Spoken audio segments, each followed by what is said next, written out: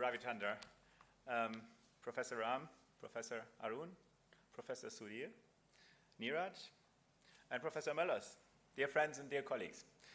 So my name is, as you now heard, Matthias Kieselbach. I represent the German Research Foundation, whose logo is up here as well, and which, together with the Azim Premji University and Bangalore International Center, which is in fact a very impressive place, and we had a good reason to come here, of course, and we knew it, is organizing today's event. So in a few minutes, you will get to hear a Leibniz lecture, which will be delivered, and we are really extremely proud and just as pleased about that, by Professor Christoph Mollers of Humboldt-University of Berlin. But before the lecture starts, please give me just a few minutes. I think I'll manage in 3-4 minutes to tell you just what a Leibniz lecture is, and also why you are going to hear one in Bangalore. So first of all, not just anybody can give such a lecture. You have to first be awarded the Leibniz Prize. And receiving the Leibniz Prize, you should know, is the highest honor that can be given to an academic scholar in Germany. It is named after the universal German scholar Gottfried Wilhelm Leibniz, who lived and worked mostly in the 17th century and in the beginning of the 18th as well. He was a philosopher, he was a physicist, he was a historian, he was a mathematician, and he was also, it turns out, a lawyer and a theorist of law. So this polymath, who is credited along with Isaac Newton for having described and formalized differential and integral calculus, but I should say one thing, being in India here, he was not actually the person who came up with the idea of integral calculus and differential calculus, but he gave a formalism. He sort of worked out the formalism. The person who first, as far as I know, and historians of mathematicians, I think, will know this a little bit better, the first person who actually came up with the basic idea was an Indian, and about 500 years before this. This was the Indian mathematician Bhaskara, who came up with this great idea. But Leibniz was one of the two persons credited, as I said, with formalizing it and creating the tools for doing this. So anyway, so this polymath, who is credited along with Newton for having described this differential calculus in mathematics, and who wrote the theory of monads in philosophy, actually started out as a lawyer. His doctorate from 1666 is in law. So Leibniz is a doctor juris. His dissertation is entitled Disputatio de Casibus Perplexis, and offers 3 simple rules for the solution of complex cases in Roman law. Now, although his dissertation is not read as widely today as his other works, it is widely credited with being a brilliant text. And I should just say that it was written by a man only 20 years of age. At any rate, this Leibniz lecture, the Leibniz Prize, the Leibniz Prize is the most important academic award in Germany. It can be awarded in all fields of academic research, and it has been awarded to up to 10 persons each year since 1986. The award currently carries a prize money of 2.5 million euros, which is about 20 crore rupees, which is a substantial amount of money, which can be used not for holidays and not for cars, but for research. And the nice thing about it is if you receive a Leibniz Prize, you can decide completely by yourself and completely freely what kind of research you want to spend it on. So it basically symbolizes or brings with it a very extraordinary degree of academic freedom. And I'm saying this for a particular reason, namely because academic freedom is actually the leitmotif of the organization which I represent, the German Research Foundation. This is what we do, which is what we try to do. We try to enable as much academic freedom as possible. And this is why, as Germany's and even Europe's largest academic funding agency, we fund basic research, and we do so in a completely science-driven or academic-driven way by ensuring decision processes which are independent of political concerns by working almost exclusively in what we call response mode. So normally we don't have calls for proposals, but we accept all the proposals that come our way, and if they're scientifically excellent, then we can fund the projects described in them. And by catering almost exclusively to what is sometimes called blue sky projects or blue sky thinking. And as we cater to all the disciplines, basically in which you can do a PhD, we also support projects in law. And allow me to stress that in law too, there is something that you can call blue sky thinking, right? Research which is not just about classes of cases or how to adjudicate them, but reaches into the philosophy of law. Now, I will not say too much about Professor Christoph Mollers here, because he will be introduced in a minute by Neeraj Grover, who you saw here in the beginning. But allow me just to just tell you that this is very much true for Professor Mollers' work, which spans concrete constitutional cases. He actually serves as a lawyer before the German Constitutional Court, which professors of constitutional law can generally do, but which reaches far into jurisprudence or legal philosophy, and actually also into other areas of philosophy too. Now today we will hear a talk which is actually one outside of constitutional law proper, but of, I would say, political theory. It will present a variant of liberalism, or a kind of thinking of liberalism which has not been sufficiently thought about, and which stresses the idea not so much of the liberty of the individual, but of the propensity of liberalism to describe and call for conditions in which we can jointly, socially work to enhance the freedom of us all. So let me now hand over to Neeraj for the proper introduction of Professor Mollers, and by thanking Azim Premji University and Bangalore International Center for joining up with us on this occasion and for co-hosting this lecture with us, to which I'm very much looking forward. Thank you very much.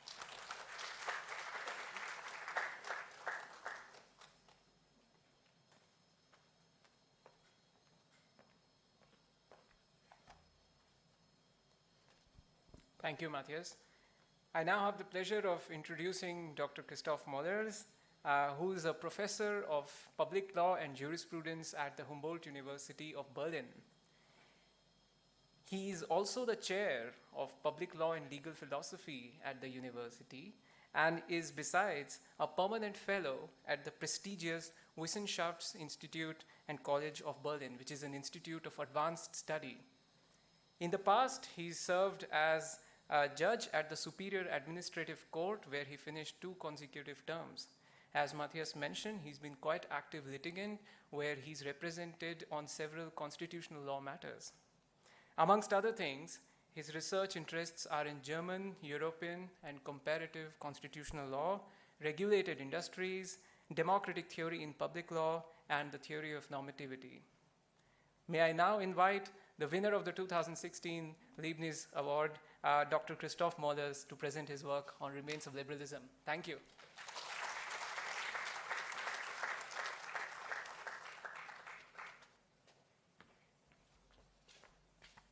Yes, thank you very much for having me here. I'm very happy to be here in Bangalore for my second time and to talk to you, and I'm very grateful to be in this wonderful venue. Actually, it's really an extremely beautiful and inviting place.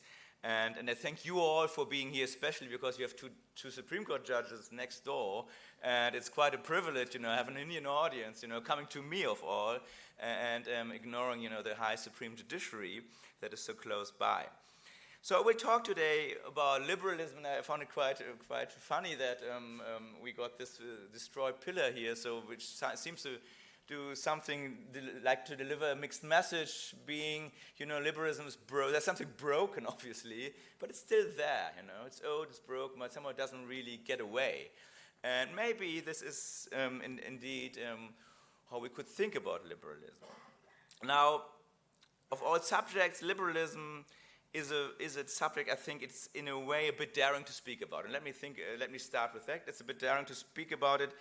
Firstly, I think in general, because we know that liberalism has become, for good reasons, I think, the scapegoat for many developments many people don't really like, are even suffering from, let's say, the evil side of capitalism, social inequality, and many other problems that are flagrant here in India, but also in Europe, becoming of a problem, even perhaps more and more of a problem. It is daring because basically liberalism is today criticized from all sides, from the right, from the left, and though this is nothing really new, and I will say that about this in a minute a bit, that in a way this being in the middle, in between the wings of the political discourse is something as the founding condition of political liberalism. It may have become today again quite dramatic and quite problematic for the idea, and so to endorse liberalism seems almost as a kind of a quaint project. I think it's still especially daring to talk about liberalism abroad, for me as a German in India or for someone else somewhere else, because though liberalism is widely disliked, and that's in a way kind of a consensus, it is also highly contextualized. What do we actually mean by liberalism? In the United States, today liberal means leftist. In Germany, it means often capitalist or libertarian. In France, it means something like more counter-majoritarian. And then again, all these different meanings are somehow present everywhere else too. So basically, we have a high uncertainty, a high degree of vagueness when we talk about liberalism. So what I'm actually speaking of when I talk about liberalism is a matter of context and may quickly lead to misunderstandings. I will come back to that in a minute. And I think it's probably especially daring to talk about liberalism in India. So you know that liberalism is an engine for colonialism. It's basically one of the ideological backbones of colonialism. And as a matter of fact, European liberals are still conspicuously disinterested in this part of their past. My guess would be, if you want to re-innovate liberalism and rethink it, you have to be frank with this fact, and you have to tackle it openly and to in a way, confess to this kind of sin in order to be able to innovate it or reform its way of thinking. This is especially the case when we look at someone who is today, again, I think, more and more of interest in Europe and the United States, and is someone to consider to be a good liberal, not a nasty one, which is John Stuart Mill, who is rightly seen much more critical in India for his utterings about colonialism, for his actually role as an officer in the colonial office, as much as for his statements toward India and the Indians in particular. And it's even more daring perhaps in India because India is a secular, socialist, democratic constitution, as I see when I read the preamble of constitutionalism. And it's an interesting question to wonder how much the Indian constitution and Indian constitutionalism defines itself as a liberal project. So Sudhir Krishnaswamy, the Vice Chancellor of the National Law School in Bangalore, has just written an interesting little paper that is on the internet about this, and he gives a very mixed account of the question how liberal the Indian constitution is really conceived as. So there are many, many reasons not to talk about liberalism, and still I think it may also seem necessary still to talk about it. And why? Well, first of all, obviously, because we see something like a global authoritarian surge.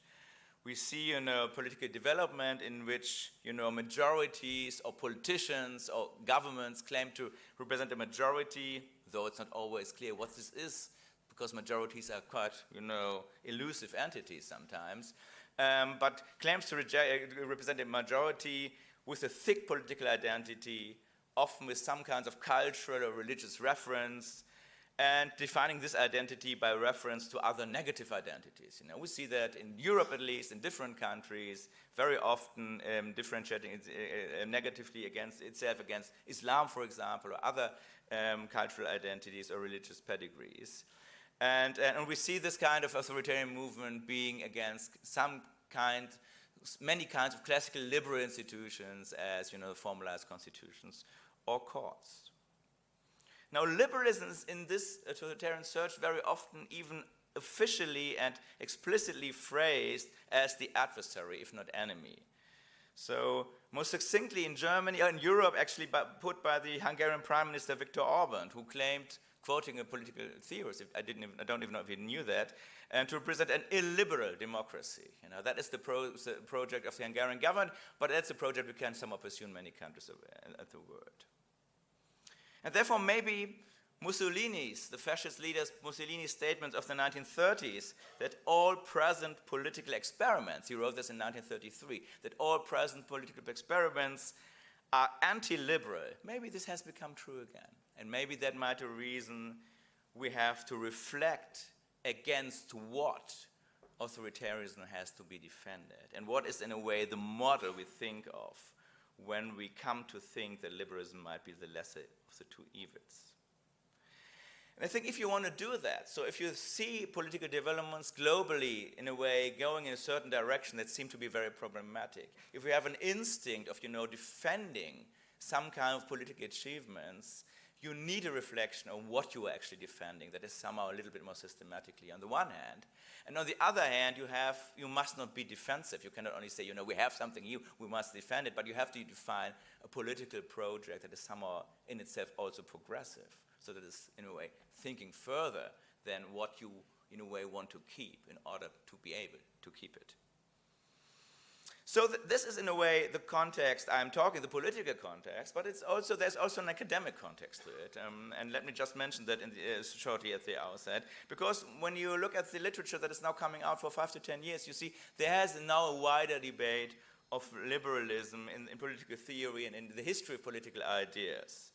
So there have been very interesting reflections on the liberal traditions beyond economic liberalism. So there's, in a way, a renaissance of this kind of thinking. English authors, British authors like Michael Lieben or Duncan Bell in Cambridge do that, for example. There's a little renaissance now of non-Anglo-American liberal thinking. There's a strong, very interesting French liberal tradition. There's a German liberal stuff and so on and so forth that is about to being excavated in a way again. There's a new interest in social liberalism, something that is quite usual for someone like me who, as a kid at least, saw the 1970s in Germany, which were governed by a social liberal government. So social liberalism was a kind of word that was quite common, but which has somehow be forgotten in the meantime. And there's even an interesting historiography of neoliberalism, where we see that neoliberalism, may be just the buzzword for bad capitalism going awry, but it's also a very concrete political intellectual project that has its down and its upside in a way that was not only interested in economic affairs, and at least at its beginnings in the late 1930s. There's a lot of historical reflection coming out at the moment about this, which gives a very interesting picture and tells us that even this movement may have been started differently and had a different account to capitalism than the one we are somewhat used to see. And I'm personally writing, that's in a way my motive, a little rather popular book in German at the moment about liberalism, how to think about it. And you will see this is not, prime research I'm presenting you today here, despite the heavy name of Leibniz in my back, but it's rather, an idea of how to think about it for all of us and for starting a public debate. Now, my program tonight will be to proceed in 2 steps. I noticed it afterwards, after I had written the talk, that is very symmetric, and that's actually a style that you have normally in French talks. I've never done that. But I have two steps, and these 2 steps have 2 sub-steps in a way. So what the French could call deux scheme. I don't know why I did that. Somehow it came out of it like this.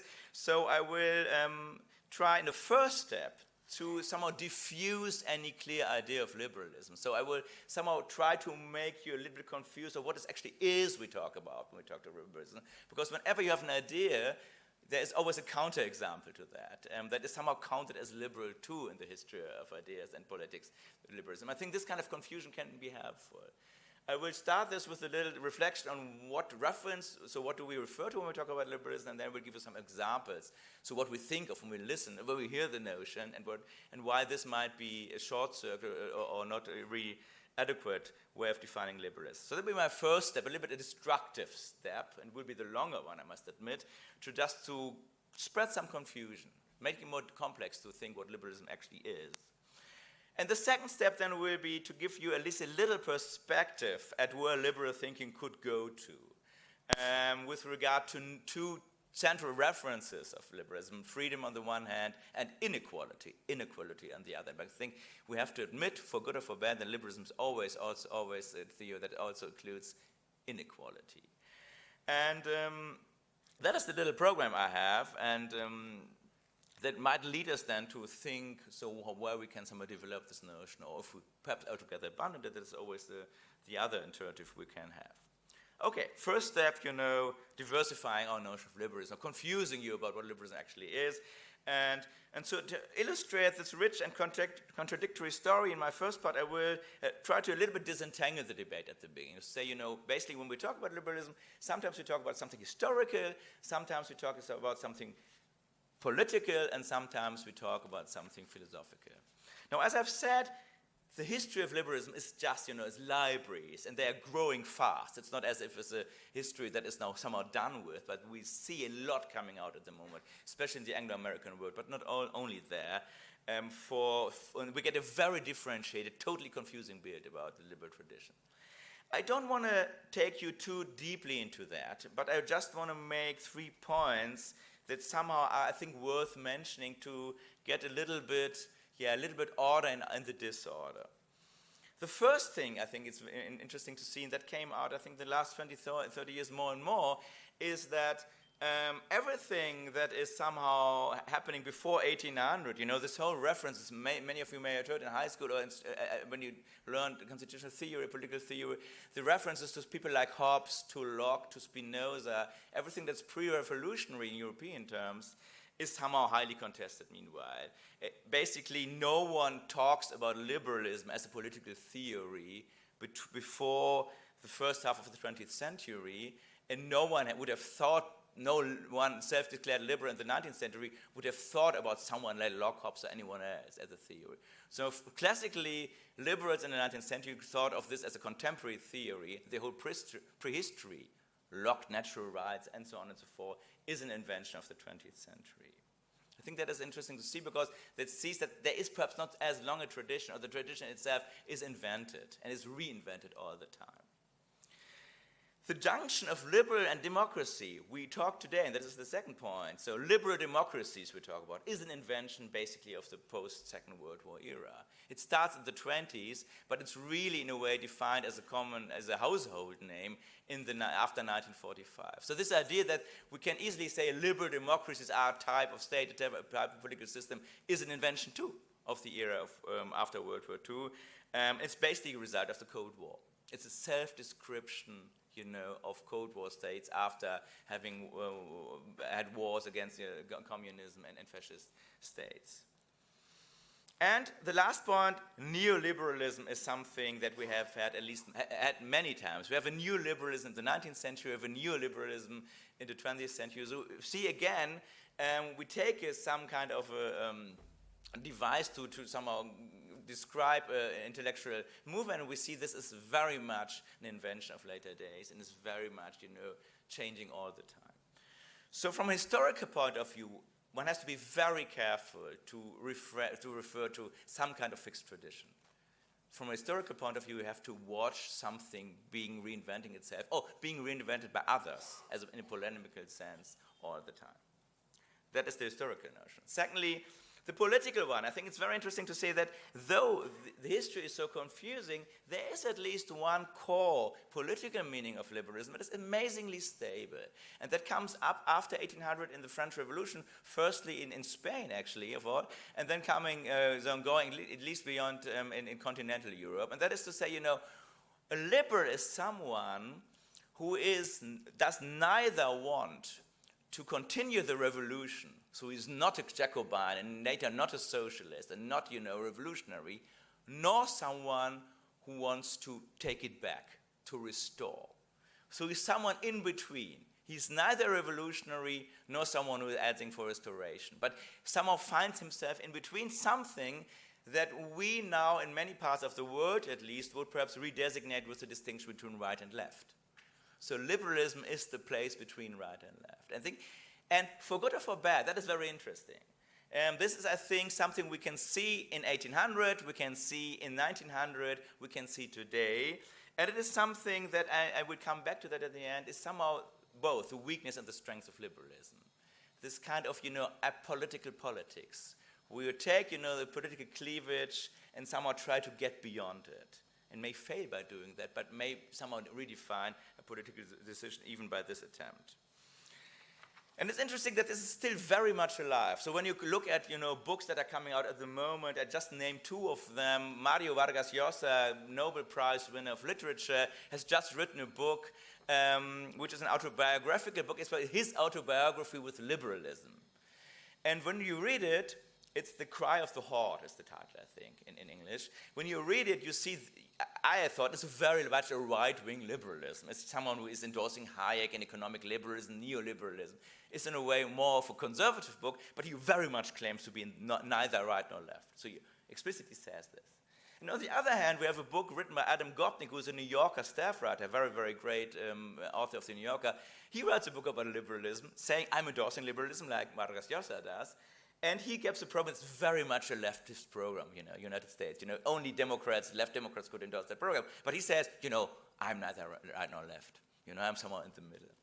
And that is interesting because there seems to be some urge on the one hand, there seems to be a dialectic on the one hand, liberals have to endorse that claim to be somehow above the fray, but on the other hand, it's always not so difficult still to put them in some box, at least from the outside. And this seems to me something that is a red thread in the history of political liberalism, at least between 1800 and today. And finally, obviously, liberal is something philosophical. And let me just say, so there's a distinct liberal political theory tradition, Habermas or Amartya Sen or Rawls, And whatever we say about the merits, I think something that has come up as a critique in the last 20, 30 years with regard to this kind of political threat, and which somehow tunes into the political definition of liberalism as being above the fray, is, as a matter of fact, that this theory is always very much about rationalizing politics. Somehow find, politics defining as a rational effort, more or less, and having really big problems to describe some phenomena that are, to me at least, genuinely political. Something like ideology, political parties, opposition, or even the range, the function of religion in public policy in the public sphere. So we can see this political experience with liberalism being politics beyond politics, and the theoretical effort of political liberalism somehow seem to feed into each other very nicely. So what does that mean for us? So firstly, there's no clear liberal tradition, but a chain of inventions and reinventions since the long 19th century. There's a great historical contingency in all these attributions, when you call someone a liberal, when you're not. There is a political interest in calling yourself or someone else a liberal, and there is a tendency of at least self-described political positions to depoliticize yourself. That seems to be somehow something that perhaps comes out of it. Now, this all will be a bit clearer, or perhaps a bit unclear, I would see, when we look at some, at first glance, easy definitions of liberal positions, and just want to name four. So, but what do you think, when you say someone is a liberal, or when you think of yourself when you say, I'm a liberal, So one thing you typically think is liberalism is about individual liberty. And it's interesting to see when you look at theories, and many theories, there are not so many theories that describe themselves as liberal who really start with liberty or freedom. And on the other hand, there are a lot of theories that start with liberal in a strong sense, and they're not necessarily liberal. So, you can say Rousseau is someone who starts with freedom very explicitly, not classical liberal theorist. Or, Hegel, wow, not really. And on the other hand, very many people, many authors, especially in the utilitarian tradition, and I will come back to that too, are somehow not really starting with it. For them, freedom or liberty is rather a tool to get something like public welfare.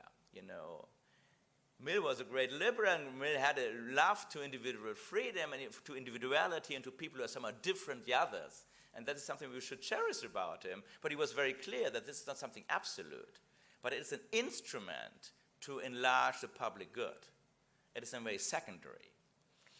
That is very interesting because what we see is that very often in liberal theories, we have something like a secondary function of liberty, and this is especially the case with regard to utilitarian theories. And maybe we should draw a sharper distinction between utilitarianism and individualism and freedom. Amartya Sen has written a very famous paper 50 years ago, which recognized the impossibility of a Parisian liberal. And it says, basically, when you have a utility function that is somehow about optimization, then you can ignore individuals. So basically, this is not a liberal approach to think into public utility functions. And I think this is very important to see. either you draw a line between liberalism and utilitarianism, then you have to build a theory that is somehow built on individual freedom and not taking it as a secondary phenomenon, or you do it not. But if you do it, it's not even easy to find theories that back this claim that call themselves liberalism. So the role relationship between individual freedom and liberalism is a very, very complicated one. And it's not an easy task to find someone who's straight into individual freedom and can be called a liberal. That's probably the reason why we reinvented the tradition, and coming back to people like Locke and Hume, perhaps, who are somehow different in their approach, I would guess. So, individual freedom as a candidate to define liberalism, at least problematic. So what about secularism? You know, it's always a good bet to say liberalism is basically about somehow the tradition of liberal critique of religion, the disentanglement of religion and politics, you know, and basically that's perhaps something we can define, and there are books that try to define liberalism by secularism. And again, it's perhaps more difficult when you have a closer look at it. So, first of all, there are many, many liberal theories, or self-declared liberal theories, that invent something like civil religion.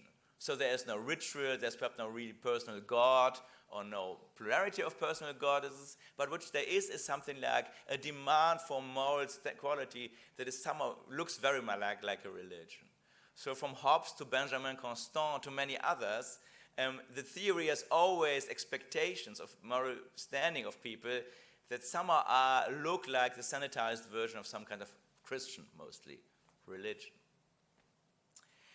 And then, when you look more concrete at some, famous texts, when you look at, letters, and you look at the famous text on tolerance by John Locke, or when you look at, German 19th century discourse, you see they talk about tolerance, but they always only criticize Jews and Catholics, never Protestants in the European tradition.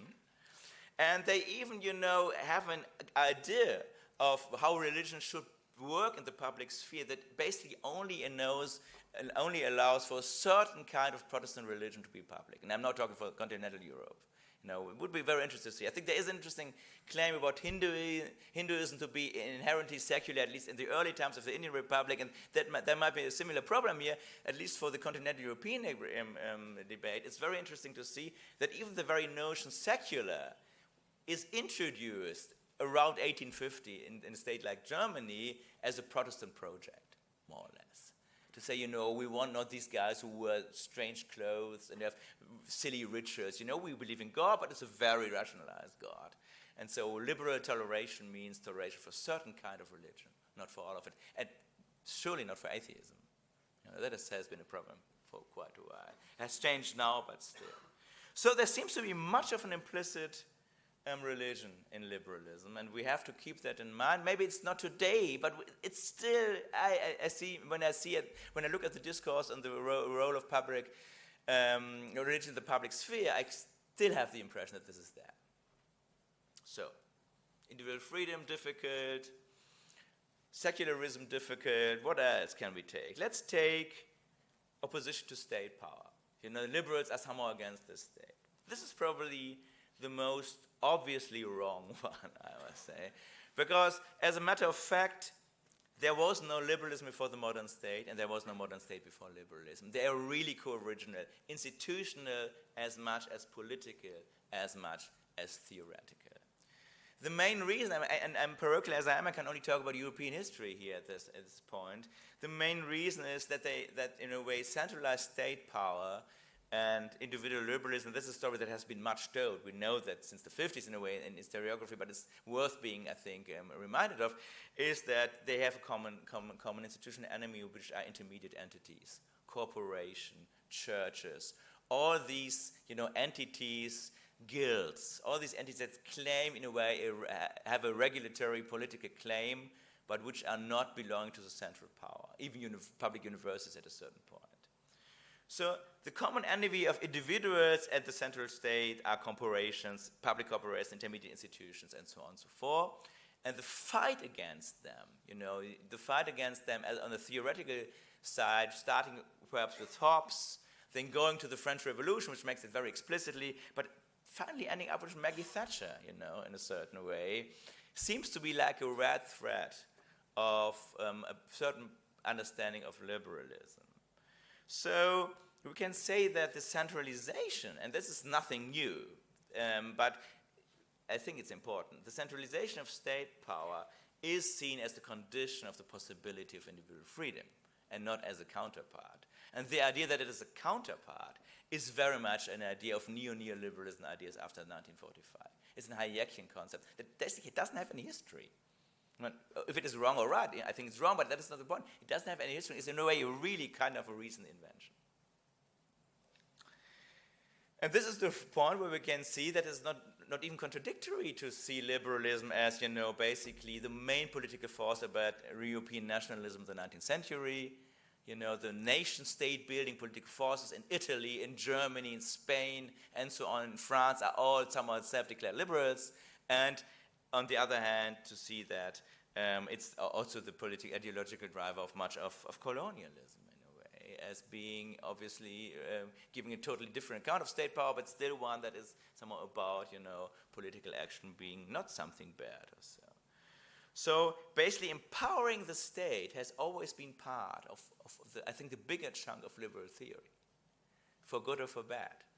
And so therefore it would be a misreading to construct this kind of inherent contradiction, or would be something that is just referring to a very recent development of political theory. So we're a little bit at a loss, perhaps, and we can try to find other features. Let me just name one last, which is actually the distinction between public and private. I think that is a very, very important liberal idea. And again, I think it's very important to see we have to make a difference between distinguishing the public and the private and separating it. And you have to make a distinction between saying distinction of the public means limiting it.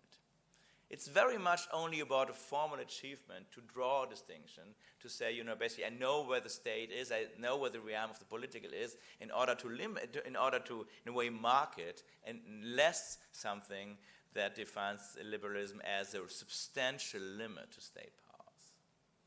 And again, we are obviously incoherent here because we have a long tradition in liberal political practice, of conflating the both. And we don't have to, talk about, the Eastern Asia Company, or about public-private partnerships in neoliberal practice, and so on and so forth. So there's a lot of conflation, and therefore, even that kind of definition doesn't really add up. So why can't we just define liberalism then when we are so at a loss? And I think we are at a loss. It's not something that really comes out of the sources in a way. Why can't we just define liberalism as something like a political party that describes itself as liberal? What can we say? Liberals are just the people who call themselves like this and make politics in a coherent manner. Now, I think it's interesting to see that we don't have much of liberal parties. So liberal parties had their big time in the late 19th century, and they basically died from general suffrage. So in the very moment when everyone could vote, liberal parties vanished, at least in Europe. And if there are some, they're totally dependent on representative, proportionate representation. So only a certain form of electoral laws allows liberal parties to become relevant. But this is the sad history of the British Liberal Democratic Party, who always gets much more percent in their votes than the German, for example, has never really shown up in parliament, or only in very modest chunks. So actually, the problem then is that when we look for political liberalism as being an active part of the party system, not as a theory or a kind of armchair project, but where are actually liberal politicians today in many, many countries, from Europe to the United States, maybe even to India, and you have to tell me that, liberalism is rather something that's spread all over the party system. So there are always some liberals. So we have some liberals in the Social Democratic Party, some in the Christian Democratic Party, maybe some in the Democratic Party, perhaps not so many in the Republican Party today, but we had some 30 years ago, for sure. So that in a way, even this becomes a very elusive project. Okay. And that means liberalism seems less a coherent doctrine, but something like an opaque tradition, full of contradictions, that only can establish something like family resemblances, as we could say, there's this one and this one somehow seem to be hang together because they are somehow endorsing liberty and they are endorsing secularism, but he's endorsing only liberty, not secularism, and somehow we can put together something like a field or pattern, but it's very, very difficult. And we might have, and this also shows on how shaky grounds we stand when we somehow criticize something or applaud something as being liberal. So we have somehow might look for a core or something that's really inherent, and I'm quite pessimistic to find something really systematically satisfying. And therefore, I want now, in the second and shorter part of my talk, just take two core ideas, and I'm a bit contradicting myself now, but I see it. We have presented you a lot of historical relativism now, up till now. Now we'll try just to pick up these notions still, two of them, and somehow think how we can, develop it. Because I think we must not fall, at least as a constitutional theorist, I would claim that, and as a citizen too, we should not fall too deeply in the historical trap. We should use history to inform us how vast the tradition is, and then we should feel to pick out of it. To, in a way, to serve ourselves, to improve and get ideas out of it. And we should not be afraid of contradictions. We shouldn't be afraid of, getting it wrong historically. That is for the historians to do. But we should see that this vast tradition might serve us to something or not.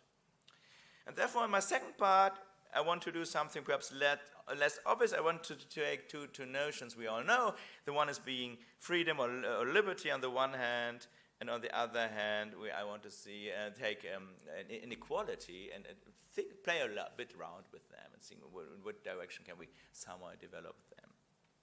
Now, we have seen that especially the utilitarian tradition has captured, the economic discourse and what is called liberalism in the last 50 years. And I think that is a very important point to make. People like Sen or Rawls actually were extremely clear about the distinctions between utilitarianism and liberalism. Both were, in a way, liberals or are liberals, and both somehow distance themselves, so they still think, I think there's a good case to make, that they need utilitarian elements within their theory. But for us, it is important to see that there is a distinction, and that therefore, utilitarian arguments not as such can be counted as freedom enhancing. Now, I think the problem I have today with and this would be starting, with a negative statement. The problem I would have today with the debates we lead about liberalism with regard to the notion of freedom or liberty is that they are very often operate in a very categorical manner. So maybe the simple question for liberals should be, and this is not my idea, that's something, for example, John Dewey, and when I come back to later, has developed in some short text. The real question for liberalism would be, what is currently the threat to liberty? And it should not make us choose between private power more threatening or public power more threatening, or majorities more threatening, or minorities more threatening for minorities within minorities. But we should rather start with an analysis of social context that might give totally different answers in different contexts. We know that, but I think liberal theory is still somehow suffering from this kind of wrong categorialism. So it seems to me still typically liberal, that you have to make up your mind between positive or negative, between private and state power as the real problem. And to, in a way, present the analysis, the theoretical analysis of, legitimate state action and legitimate use of private freedom in a way that doesn't allow for enough flexibility and openness to see that, even at the same moment in the same political community, but definitely in different political communities, the threat for freedom works in totally different ways. So when we look at one big topic of the last 20, 30 years in political theory at multiculturalism, I think it was a very important achievement of the theorists of multicultural theory like Kimlicka or others to say, you cannot just take one person, say that is liberty, and without, somehow including its own cultural context into that. People cannot be free, totally isolated from some kind of, language and other social contexts. And therefore, we have to protect this too against majorities. That is, in a very short version, what multiculturalism is about, to say individual freedom is nothing individual, but it's something contextual, and contextual can mean something like groups, can mean something like language, can mean something like religious context, and this has to be preserved as a whole in order to be fruitful for the individual. I'm totally okay with that. I think it's only important to see that this is a very specified argument, though it comes in a kind of universalist semantic. It works very well, it seems to me, for Quebecois in Canada, who are basically have been threatened by, an Anglo-American majority. It doesn't work at all, for example, and this is from a colleague, this example, it doesn't really work at all with regard to Arab Israelis in Israel, because the majority does not expect them to accommodate. It's not as if the majority says, you Arabs have to become like us, you have to become Jewish, you have to become that. No, they're just to be kept apart. And for this kind of conditions, the multicultural theory doesn't really have an answer. And I could, go on and on and on with examples for that, just to see we have to somehow accept that the theories are somehow, in a way, too general and overgeneralized. In his 1935 little book, Liberalism and Social Action, the American pragmatist John Dewey, someone who I really like, and I really found this book quite late, who was in a way amidst the New Deal, which was a huge social reformist program, thinking about liberalism and making the case, that liberalism is very much about, in a way, the question how we can develop our intellectual resources as a collective project, as a very nice reformulation of what liberal thinking could be about. Dewey wrote in this book, which I think one sense I want to quote because I think it's very helpful to think about how we should think about liberalism. He said, nothing is clearer than, and I quote him now, nothing is clearer than the conception of liberty is always relative to forces that at a given time and space are increasingly failed to be oppressive. So in a way, it starts with a feeling of oppression, to redefine what is actually meant by liberalism in a given context. And this I find a very, very fruitful idea. And this means we cannot settle in general on one threat, but we have to become more concrete, and we have, in a way, to start with the social analysis, and then we can analyze our way back. This is interesting, especially interesting when we look at the idea of freedom, because it will shed a different light, obviously, on all forms of collective action. And there is, and I think we should remind ourselves of that, there is a very strong tradition that takes collective freedom, collective action, not as something secondary, not as something that is just, constituted by the prime atomic individual, but as something co-original with individualism. And that is a tradition you can in a way find in Mill, but you will definitely find it in authors like Hobhouse, someone who's probably forgotten, but was the most popular British author on liberalism at the beginning of the 20th century, and especially very explicitly in Dewey, who explicitly writes about a development we need from individualistic to collective liberalism.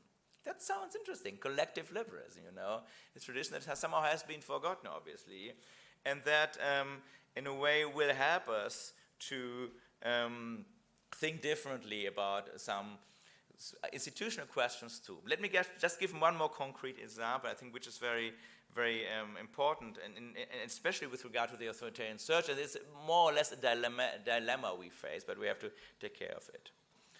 One thing contemporary liberal theorists, and you can look it up in Habermas, and you can look it up in Rawls' Theory of Justice, and many other texts that belong to the political theory tradition of liberalism. One thing they all don't like is the majority rule. They all say, majority rule, it's irrational, it's somehow abstract, it doesn't really lead to good results, and so on and so forth. That is interesting, because from a, analytic standpoint, I would say, and this is, we have formalized versions of that argument, you can say the interesting thing about a simple majority rule is two. First of all, it respects the equality of the participants, and secondly, is the rule that while respecting this is most open to change. Because the majority rule is, in a way, the smallest common denominator for collective action. That is remarkable because that means that every more demanding rule, be it a qualified majority, be it some kind of a communicative expectation of deliberation or whatever, can also be read as, in a way, some kinds of obstacle for collective decision-making, even an obstacle for collective change, and even, in a way, a conservative argument for a social status quo that cannot be intervened with because the decision rule is so complex. Now, here we have a problem, obviously, and this problem, I think, has to be, and I cannot develop that here in depth, but it should be, in a way, rethought of in a way that we somehow try to rethink this kind of, I think, alleged contradiction or wrong contradiction between a liberal approach on the one hand and the majority rule of the other hand. Now, there is a problem with the majority rule, and the problem is actually that in different political contexts, authoritarianism comes on two, in a way, totally different paths. And let me just bring you an example. In an electoral system where you have one past the post majority rule, you can just get a commanding majority in parliament with 35% of the vote.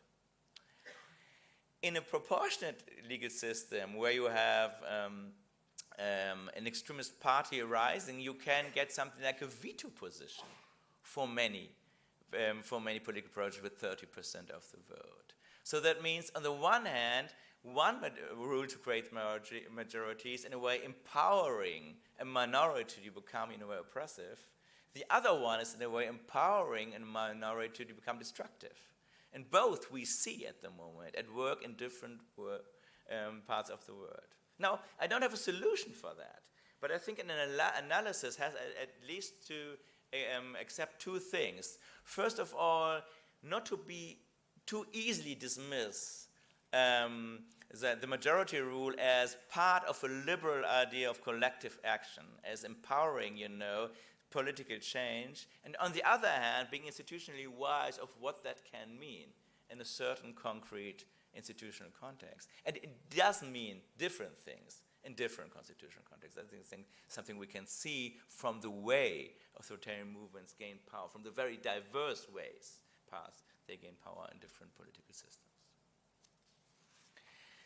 Let me make a short and final point about equality. I think one thing we have all to swallow when we talk about liberalism, and what may be something like a core, though quite a dubious one, is that liberalism is always a theory about inequality. And in a way, and I think if there's a common denominator to me, it is that liberalism accepts inequality as something that has a positive social function.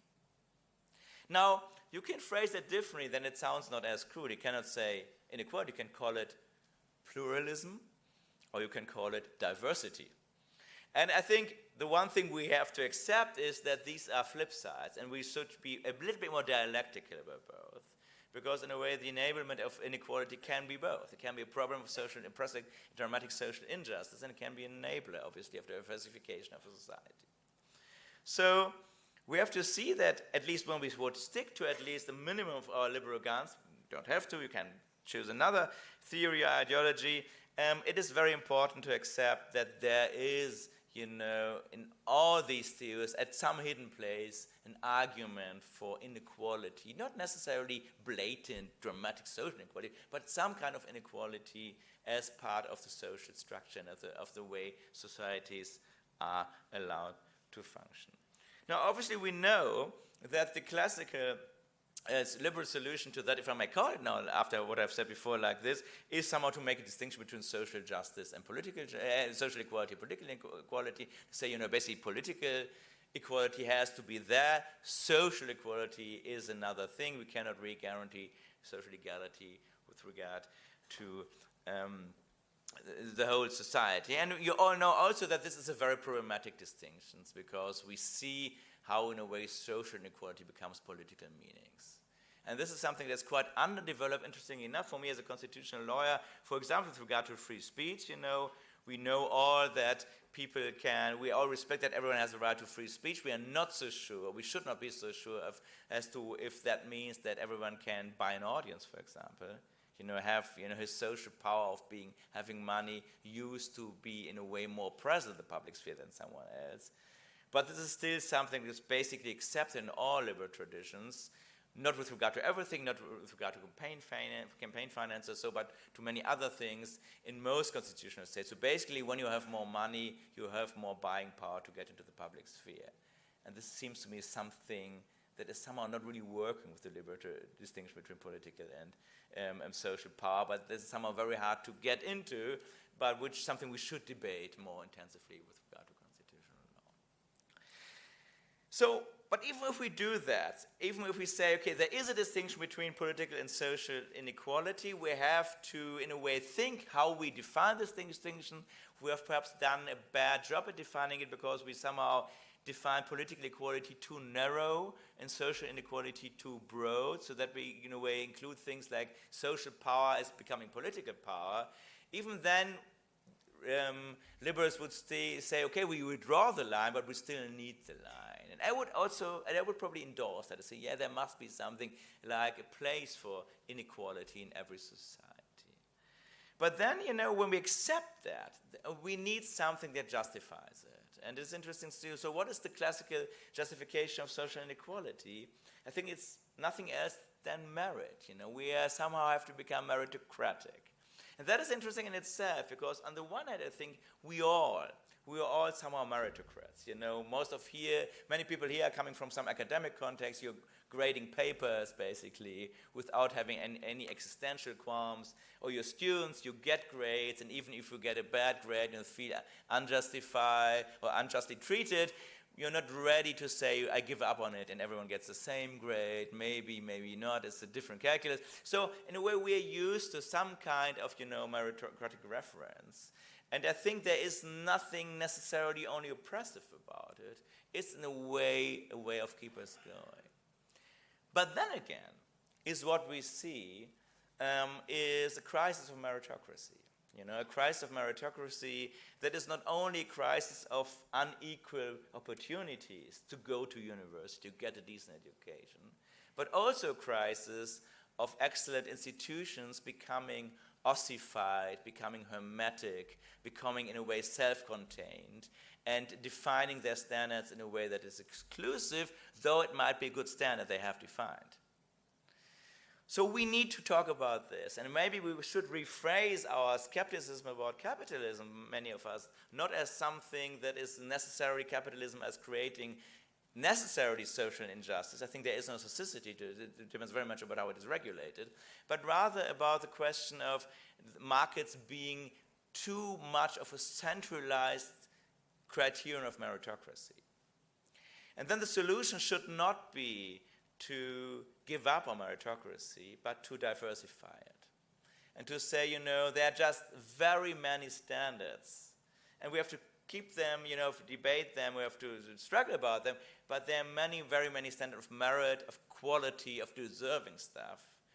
And there's no use in either giving that idea up, nor in centralizing it by, basically one university ranking and your salary as basically, main centralized meritocratic agencies or agencies of merit we see at moment at best. So, and this again would be an interesting point to talk about diversity in general, not as being some moral obligation or so, but as something very functional.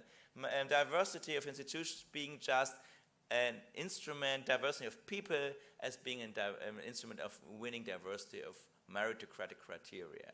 And in order, in a way, to stick to something quite old-fashioned, liberal, but think it in a rather different way, and be just always skeptical about this idea that there is one criterion, one rational or one economic criterion to provide your quality within society, or your position within society. Okay, let me conclude. Is it fair to say that liberalism is responsible for colonialism and the worst form of capitalism? Yeah. In a way it is, If it makes sense to fuse theory and politics with a notion for that kind of responsibility, you can say that. But again, we should be very careful to abandon liberalism because of these vices when we see a path to reframe it in a concrete political situation in which the alternatives are looking even bleaker. And here we have to be clever. We cannot only be moralists, we have to be, in a way, truly thinking in a political manner. This also means, I think, that we have to rethink this classical element of liberalism that says liberalism is something beyond left and right. It would perhaps be much better, and maybe even politically more clever to say, liberalism only shows up in a leftist or in a conservative way, or in a rather economic way, or in a rather social justice way. And we should play that out as a conflict between liberalism, that is somehow enriching the liberal discourse, and not framing it in a way that it feels obliged only to talk about authoritarianism as an enemy, but to have a truly legitimate political debate in between different forms of liberalism. So John Dewey said, and this is what I want to end with, is that in a way necessity for adjustment defines the office of liberalism, and that means every day we have to think newly about where's the threat to liberty we have to take care first. Thank you very much.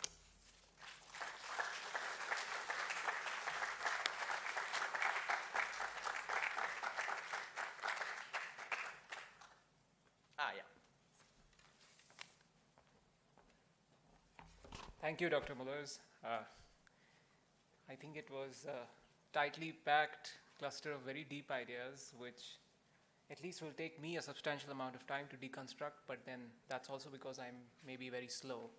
But we have the opportunity now to engage with Dr. Mollers' ideas, and may I now invite Dr. Sitaram Kahala, Director, School of Policy and Governance at Azim Premji University, on stage, who will offer a very brief response, perhaps, and then open up the floor for general Q&A. Thank you.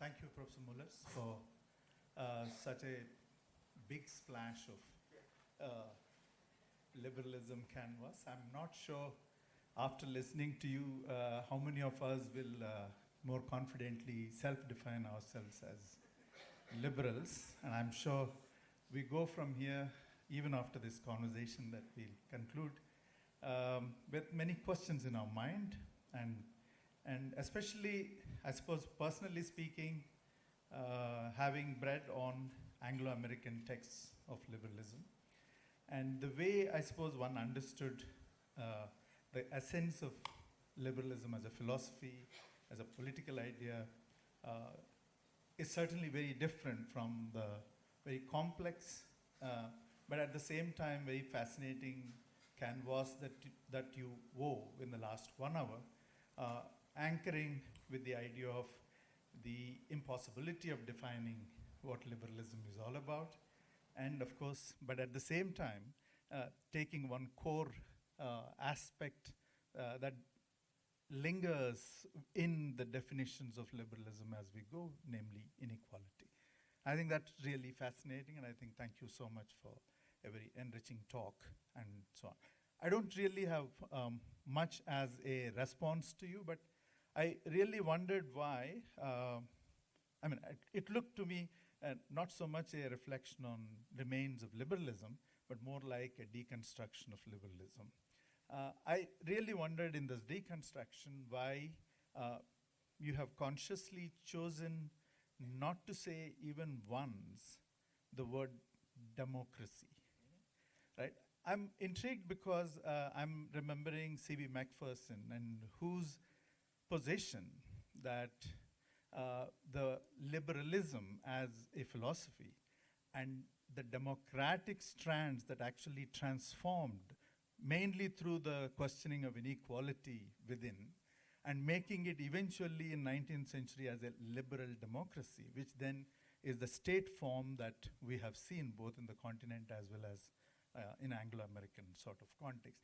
Why is it that democracy is not an interlocutory term for you to think about the liberal question, which has intrigued me, and so that's one that I would like to, just to begin the conversation. I'm sure there are many questions that people would have on it.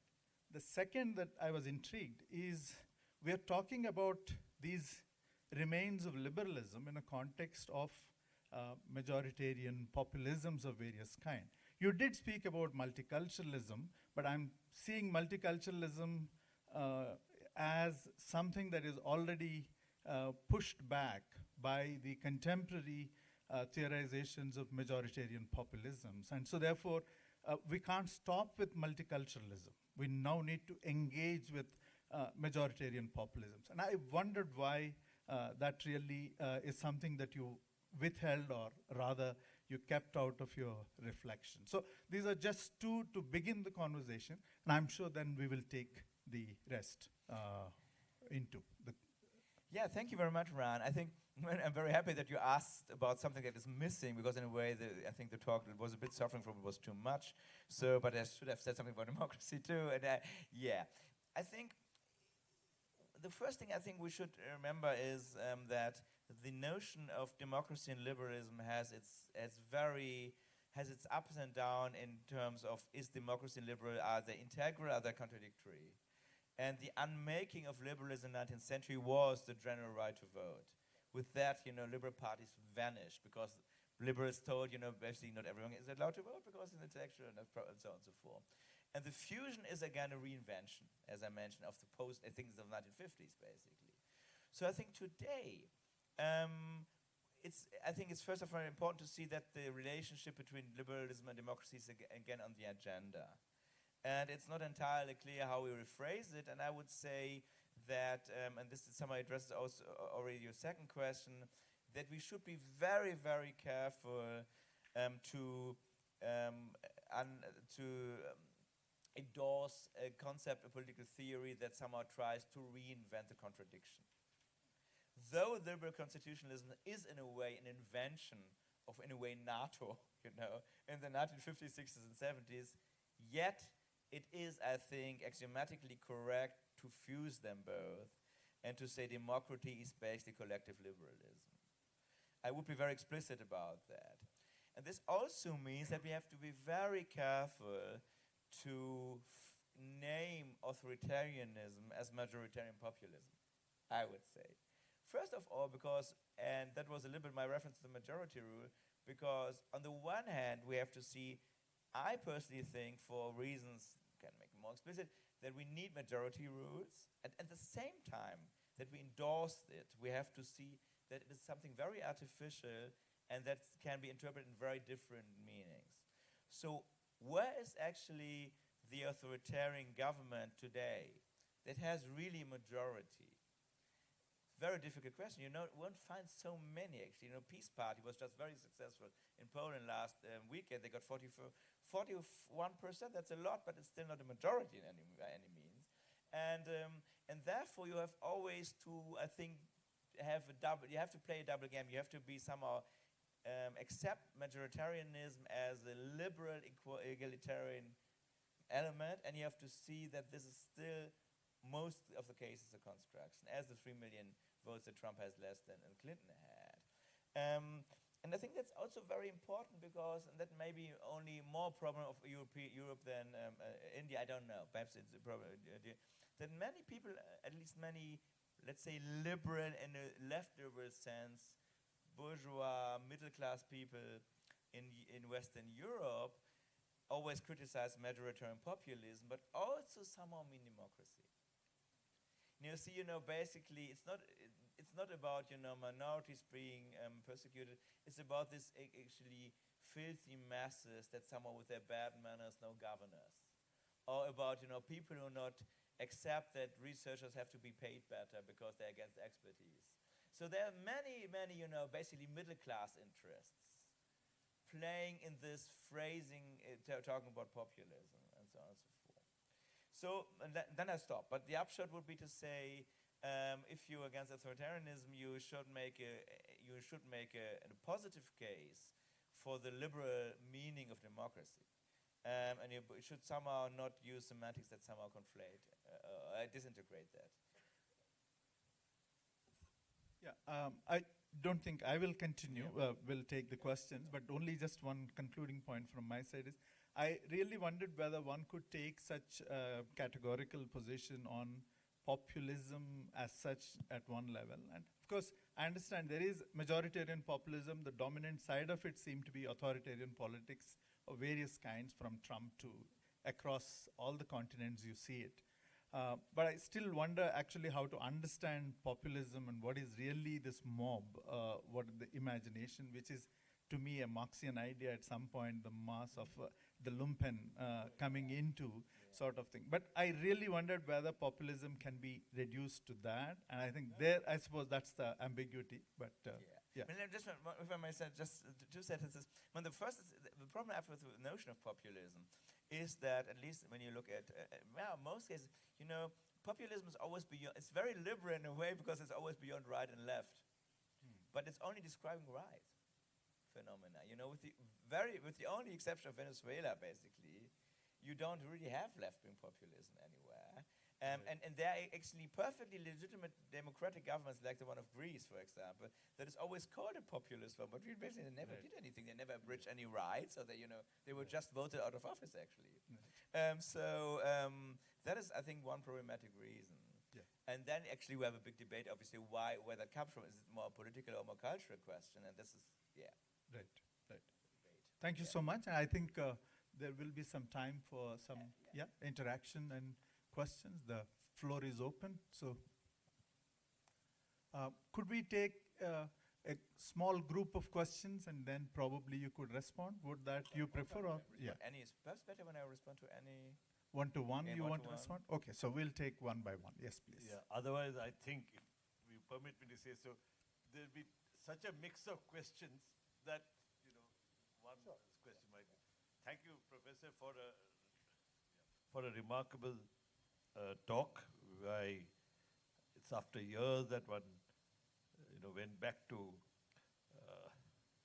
British liberal theories in which one studied many, many years ago. But, or well, I should say Western, because in India, our biggest problem has been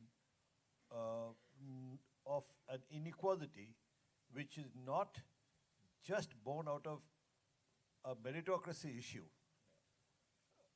Because we have had, I mean, you know what I'm talking about, I mean, whether it's caste or any other form of social ostracization, we've had a problem which will not go away very easily. And in the context of that equality that you talked about, and I was actually a little surprised at the end of it when you talked of liberalism vis-a-vis equality, that you can't expect it. That's unless I got it wrong. The difficulty that comes up is that in India, and I'm coming back to India, it's true of many other countries, the growth of inequality is, well, in India, the Gini coefficient has gone haywire now at the moment. But the lack of equality or the growth of inequality is directly linked to a right-wing view which says that anybody who's liberal is actually left. And that left is, meant to link up with left extremism, which it is not, or not necessarily so. But equality or humane feeling, humanism, I won't say humanism in the traditional sense, is something that is difficult to explain to a right-wing majoritarian viewpoint. Any comments on that? Well, yeah, and I think I'm always very careful to somehow get into Indian affairs, and it's very hard for me to comment on that because I mean, for me it's better for me than for you because I get an interesting question I can think about. You don't get a good answer from me, so I'm basically winning something.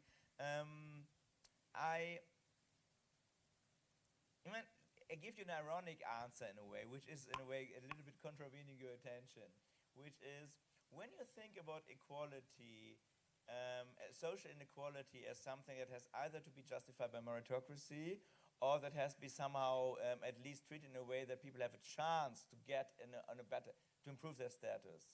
Then we have learned a lot about inequality in the last 30 years, about its social ramifications for everyone, for the middle classes, and also we have learned a lot about the fact that this kind of opportunity of chance, equality of chances, is something that has the potential to become quite radical with regard to state interventions. So when you say, the kids with the better grades should get the better job, then you wonder, so where do we start to enable the kid to get better grades? And we start in a way with preschool. When we start with preschool, then we start in a way with very much with state interventions into education and with a big program of public education that then at the end looks almost a bit socialist. And that is interesting. Michael Walzer in the 80s wrote, when you think through liberalism, you end up with democratic socialism. And there is something to that, to say that when you think as an old school liberal as being for fair competition under equal circumstances for everyone, and then wonder what do equal circumstances mean, then you're very much in the realm of heavy regulation. And this is in a way contravening you, because you said, the right wing tell you that liberalism is leftist, and I tell you they're right. Because I think the more we're informed about human development, the more we see that when you think about something as old-fashioned as a level playing field, it begins very, very early, and it is something very improbable, and is only be organized by political community. That would be my answer. Thank you, Professor, for your insightful lecture. So I wanted to ask in the context of international politics, so the idealist notion which came about after the immediate aftermath of the First World War and led to the creation of an institution such as the League of Nations. And would this idealism be distinct from liberalism, or is liberalism a continuation of this idealist tradition? And the second part of this question that I have is that since you have put a picture of a broken pillar, would you... It wasn't me, actually.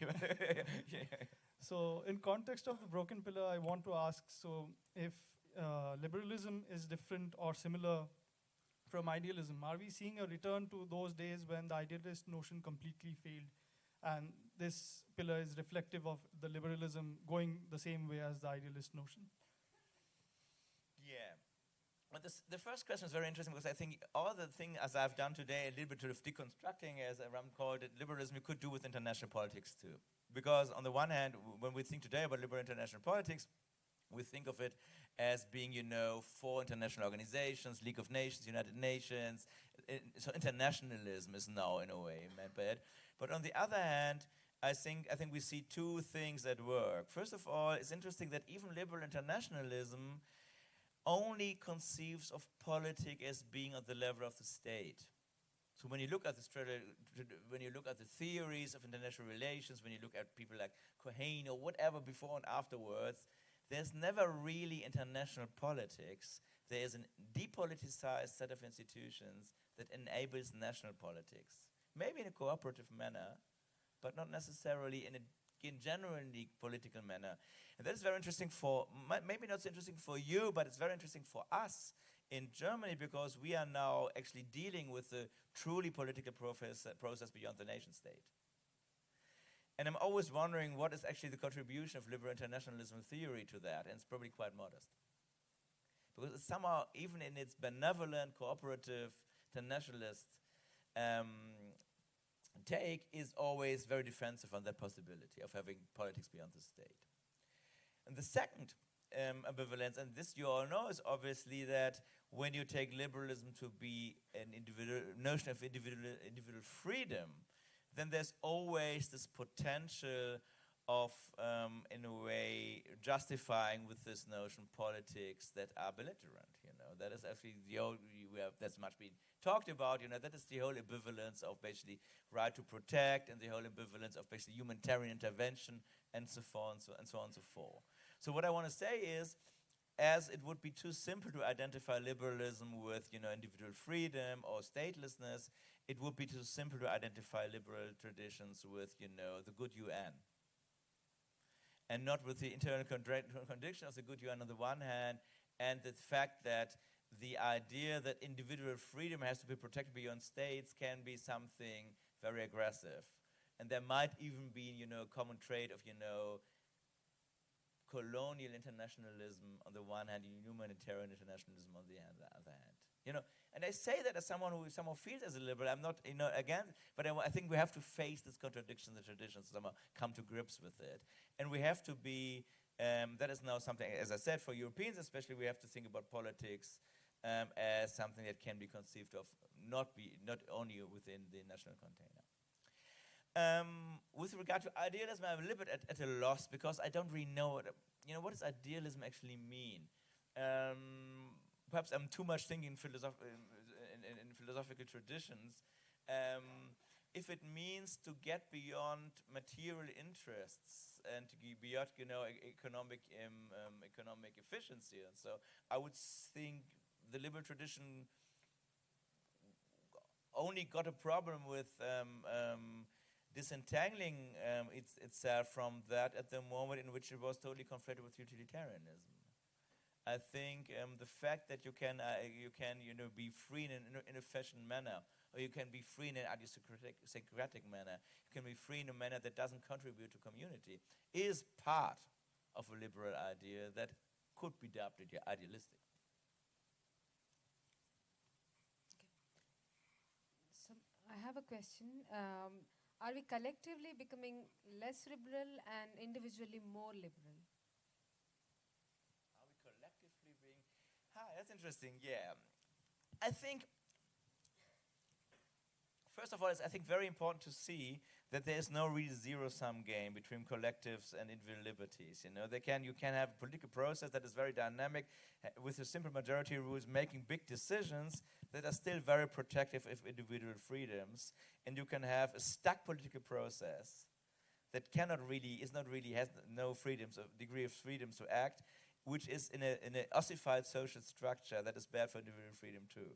So you can have all. You can have, an active political scene with great individual freedom, and you can have an active political scene with less individual freedom because the majority is infringing itself, and you have a matrix, basically, 4 fields. You can have all of it. I think that is very important to see because otherwise you get this, you fall back into this liberal scheme in which you somehow have to weigh which is the worst state of social power and so on and so forth, which seems to me so misleading.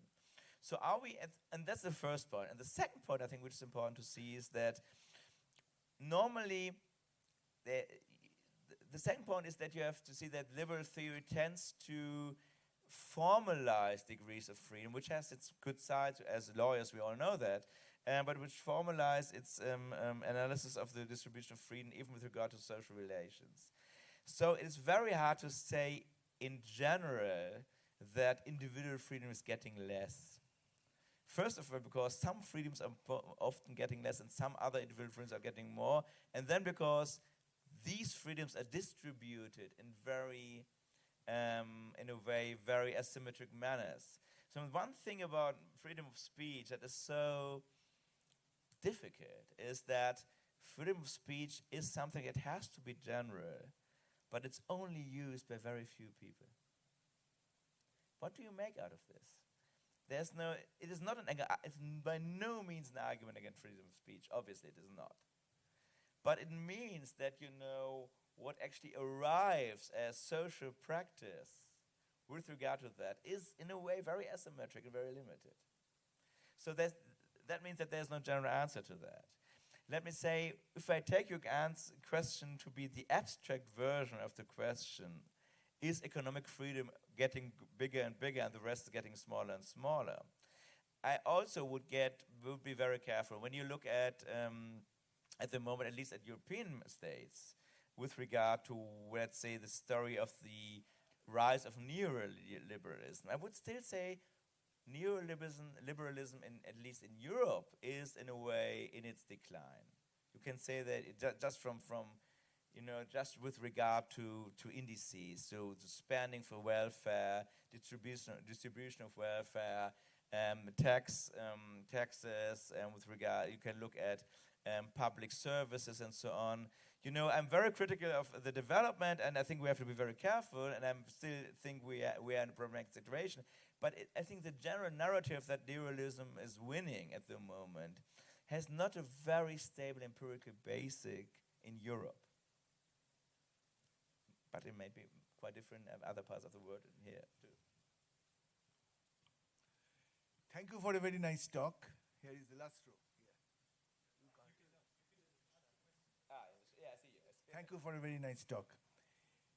Will the liberalism ultimately control the societal inequality limit? It will not allow the societal inequality to grow further. Well, you know, my point was, in a way, that we have to think differently about that, so that, in a way, the question would have to be framed differently. Because I still think that, you know, we have to be very careful what we mean by inequality. We can mean by equality just, you know, social exclusion, by mere poverty. There's no way to justify that, obviously. We can mean by inequality, you know, rise of, let's say, something like a Gini index. So the Gini index of inequality is rising in Western states, has been for 10 or 20 years. So when we look at what that means, actually, most of this rise is due to, rather to rich people becoming richer than to poor people becoming poorer. Now, that is a problem in itself, because it's less about social exclusion of the poor, and I'm not talking about Europe, but rather about rich people getting more political influence. So it's a different problem. So we have to be very careful, and you know, the inequality studies has now become a huge field. You have to be very careful to designate what you mean when you talk about inequality, and what kind of normative problem you want to, in a way, look at with regard to a very specifically defined kind of inequality. We know that, you know, when you look at the big books, Benjanovic, or what is the guys, we know there's a rise of the Asian middle class. There's rather a decline of the European middle class. So what does the decline of the middle class mean? Well, it really depends on if you look from above or from down under, you know. In a way, you know, it's not a problem for poor when the middle class declines, as long as the inclusion of the poor is somehow working better, and so on and so forth. So there are millions of problems. And it would be just say, you know, in a way, so as liberalism, in a way, is suffering from the wrong level of abstractions with regard to threats to liberty, sometimes the inequality discourse suffers a bit from questions of what you're talking about. It's not as if not all forms of inequality would be problematic. I think you can make that case. But it still would say there are certain forms of inequality that have a social use, and maybe even individual use. And I would say different forms of inequality ask for totally different normative standards to evaluate them, and for totally different social instruments to solve them. Yeah. Thanks, Professor Mollers. The question that I want to draw on is on the reconstructive part of what you spoke about, and you used Dewey.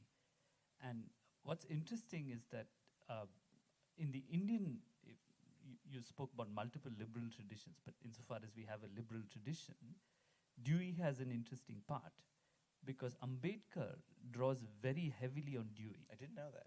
So what we know for sure in the historical archive is that he has very heavily marked two texts, ethics and democracy and education. Yeah.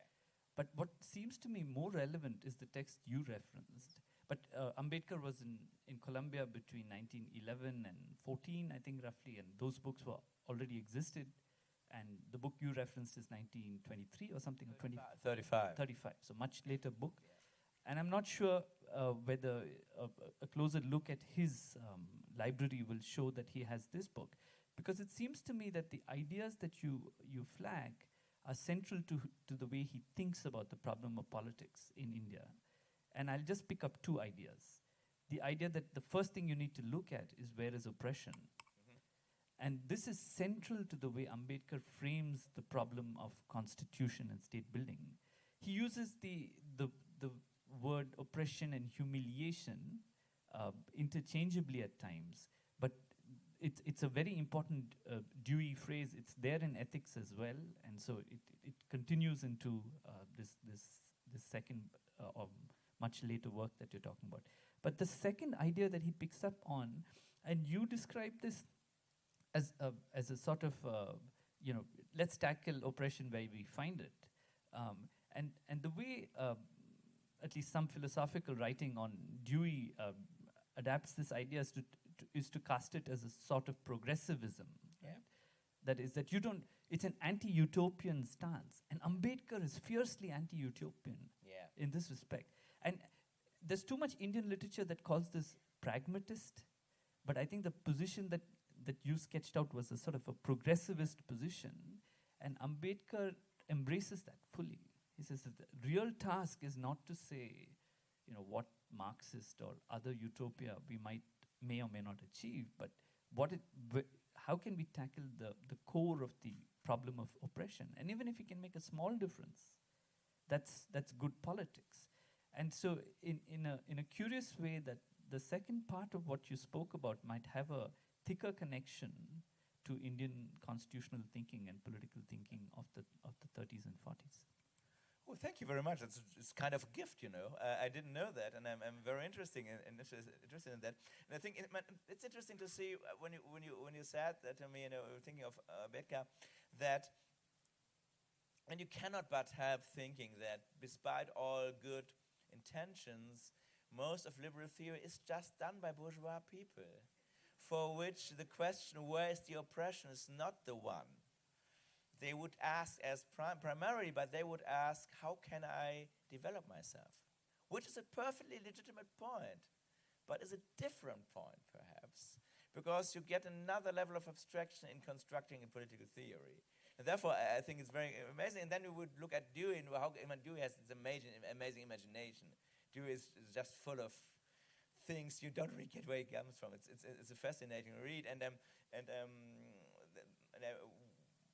have to think why. There's another point to wonder about how Dewey comes to this. Obviously, because he's always so critical of individualism. It's always a pejorative for him, individualism. And this somehow helps him to get to another point. With regard to, so thank you for this, just for the first point, and I will look into. So we will have to help me to look into that. And I didn't mention progressivism, I think, just for the sake of time, because obviously this is the in a way connected lead between. There is this Mill, Hopper, Green, and then you come in a way, and the Americans have read this stuff, the progressivists, and then they somehow take it over. One reason why I didn't really mention it so explicitly, and one reason why there is a problem is obviously that the notion of progress in itself has become quite a disempowering one, I think, for the political project of liberalism, because there's always this deep ambivalence that can, somehow lead you to an objective that you fight for politically, or it can somehow be something, that in itself historically develops without your contribution. And I always have the kind, and there is a whole history, of liberals trusting technocratic and technical developments, that will take care of itself. As there is today, when you look at American liberalism, for example, when you have read liberal in New York and New York Times the last 20 years, they always had sounded as basically, Republican Party is a demographic problem. There will be so many migrants and so many people living in big cities, no one will vote for them. And this is a kind of progressivism by, enlightened populations. And this is progressivism was a wonderful intellectual project in the 19-teens. The notion of progress has become quite problematic, I think. And you have to be very careful to build it in any reconstruction of liberalism, because it sounds very much like, a little bit like history of philosophy. Philosophy of history. I mean, as something, eschatological you cannot escape. Yeah. Thank you, Professor Mollers. Why talk about liberalism? And I'm just wondering, because you mentioned after you spoke about the history and your method, you say, we can feel free to pick and choose and not fear contradictions. And so it just begged the question for me, why talk about liberalism? Yeah. So every 10 years I write a more popular book, and otherwise I write boring books. And I just noticed, since in Germany, it started in 2015, that you could see that authoritarian politics somehow getting the rise. And then I saw a lot of interesting books coming out, basically about, Orban and Trump and so on and so forth. And some are very interested in, describing of populism, describing authoritarianism, looking for reasons. And we have, meanwhile, a very sophisticated, very interesting debate about the political economy of authoritarianism, about how cultural and social, socio-economic factors somehow feed into the development. And I thought, it is interesting, but then on the other side, so this is our all analyses, and these are some of diagnoses of crisis, but you have to have some kind of normative background to describe that as a crisis. So what is actually we're defending? And there I didn't find so much. So it was, okay, we can define democratic constitutionalism and so on, and there are good reasons for that. But the core seems to me some implicit notion of liberalism that many, especially leftist people, don't even confess of being part of.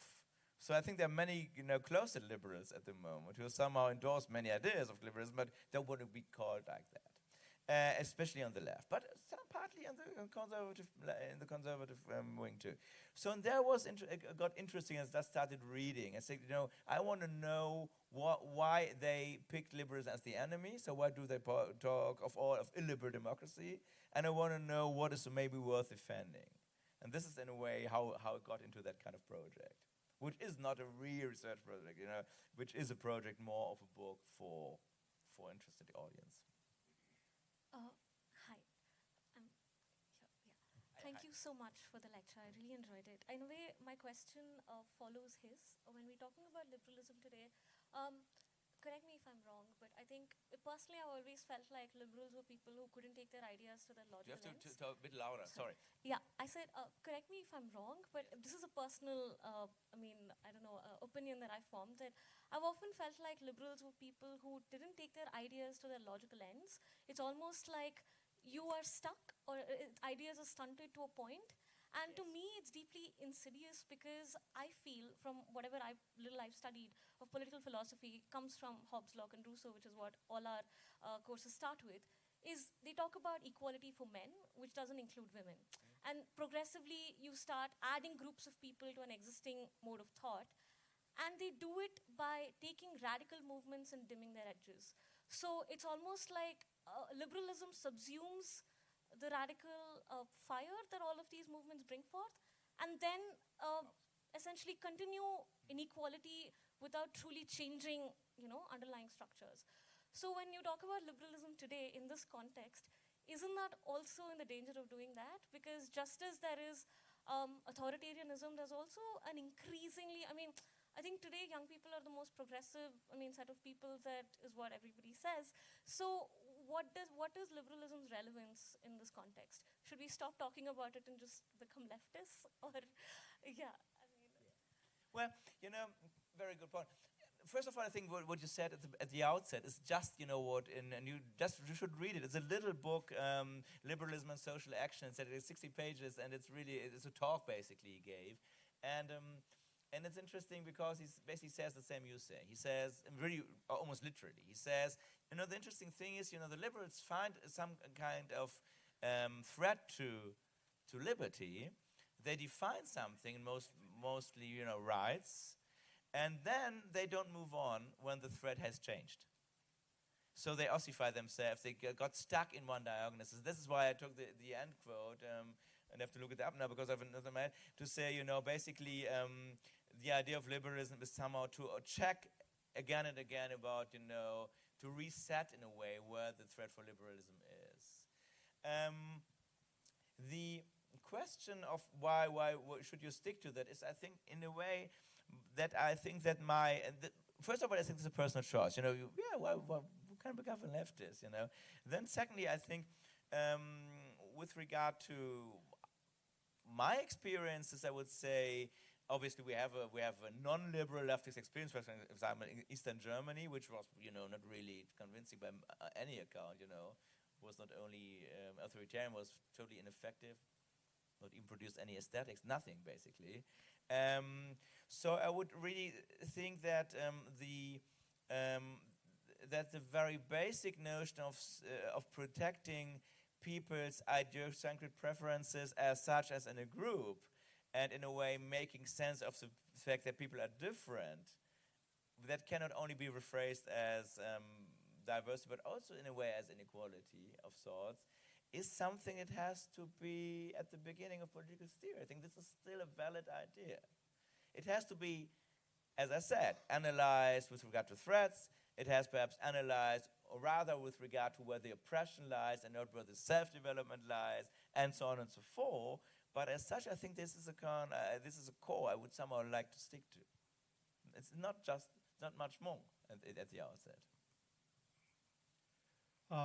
I'm afraid that we will have to conclude here. But Professor Mollers, thank you indeed for very engaging conversation. I'm sure you realize that many have been provoked to ask many questions, and I'm sure many of us are carrying a lot more question marks and confusions about liberalism, and I'm sure that thought-provoking part will continue, and I'm sure we will engage with the idea more as we go.